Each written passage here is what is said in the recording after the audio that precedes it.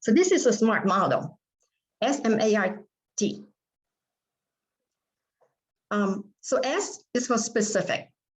What is the end result, output, or work product I want to produce, right? So here we want to be simple, because the simpler the thing is, the more we can remember what it is. It needs to be sensible. Does it make sense for me when I read it again 2 months from now? Does it make sense to my neighbor when I test it out on my neighbor? And you want to be significant. So if I write in my diary every day already, I don't need to make that a goal. It needs to be something that I'm engaging in, so that I want to accomplish this goal, so that something bigger than me happen. Okay. So here the twist, the outward facing is, what is the end result? Maybe it's let me pull an example here. It may be something like, I want to make a presentation that helps convince my managers to buy a property, right? It's very simple. That's what I want to accomplish. But you know, when I say that to you, you might have an idea. Is it the presentation that I want, or is it a good decision that I want, right? So you want to be very clear about what is it that you want to do. What do I want to accomplish? That is the inward facing part. That is, you know, the twist for more mature professionals. What is success and what's not? If just a 12 slide PowerPoint deck is it, well then so be it. But if it's not, then I need to be clear about it. As a coach, I don't penalize people for knowing what they want. I just want them to know what they want and to be clear about it, all right? And I want to accomplish this goal so that. Is it so that I can be loved by everybody, or is it so that my company can save money? What is it? So when you see things in italics on my slide, these are the inward facing aspects of goal setting that you want to think about, because otherwise your goal statement will just be a technical cobbling together of words, and we don't really want to do that. M is for measurable. So how much, how many? That's a technical definition of it. But measurable also needs to be meaningful, and it has to be motivating.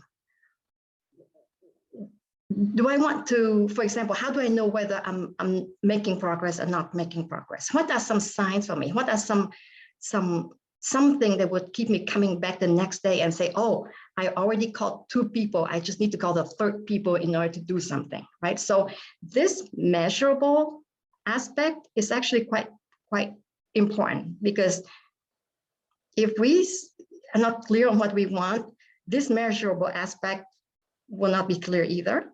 And then it might not help us, motivate us to take the first step. And taking the first step is really 1 step closer to your goal, okay? Or to more clarity, you might take the first step and realize this is not quite what I want, right? So if you take a step based on your measure of success, you will figure out what it is. Achievable, for A, what is in my control to do, what's not? So that's the outward facing aspect of it, right? Internally, even if something is not in my control, who do I know that can help me with this? That's the internal kind of like thinking that we have to do. What are the realities that could help or get in the way? A lot of times we think about, some people think only about what can help, and some people think mostly on what gets in the way, but we kind of have to think about both, the opportunities and the obstacles. And then the third one is, how focused am I on achieving this goal? And as a coach, I won't penalize you for saying, well, I'm about 30% focused on it versus I'm 90% focused on it. What I really want, though, is for you to be clear. If you say that this is really meaningful for you, but you realize you're only 30% focused on it, maybe you have a competing priority that you are not even aware of until you start talking about it. Okay? R is relevant, is result-based. So the outward facing is, why is this goal important? Is this the right time? Of course, it is important for my company to save money, right? Internally, what we're asking is what difference would achieving this goal make and for whom? We might save money, but it might also present an opportunity to have a conversation with all the stakeholders to see whether this is the result that they want. And the conversation in and of itself is the connection that we make in order to become more efficient and effective. And T is time bound. By when do I want to accomplish this goal, right? So that's the ultimate, in goal setting. When are you gonna get those 100 fidgets done, right? Well, that's the outward facing. The inward facing conversations we have with ourselves is, when will I start? What can I do today, tomorrow, next Monday? How do I want to feel about this goal 4 weeks from now?